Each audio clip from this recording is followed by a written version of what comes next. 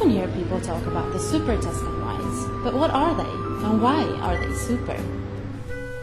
In the late 1970s, a small group of Tuscan winemakers began to experiment with new varieties of French grapes, as well as new methods of cultivation.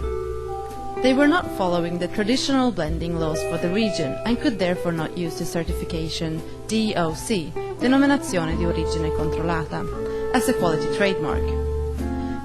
These new wines were simply labeled Vino da Tavola, table wine, a term ordinarily reserved for lower quality wines.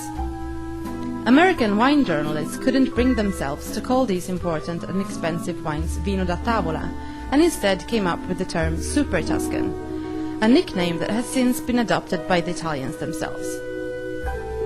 Today the Super Tuscans are the top wines in the IGT category, Indicazione Geografica Tipica, typical regional wine.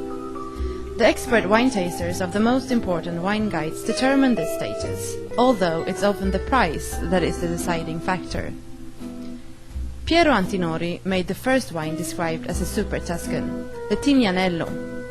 He followed the example of the experiments of Tenuta San Guido winery while making one of today's most famous wines, the Sassicaia. The most important zone of production of the Super Tuscans is Bolgheri, located along the Tuscan coast in the province of Livorno. The Super Tuscans don't follow any restrictions and can therefore be made with any variety of grapes, either blended or pure. At the end of the day, it's the creativity of the winemaker that makes the difference between a wine and a super wine. From Pittigola Cantina, Tuscan Wines, Sora Järv, C10.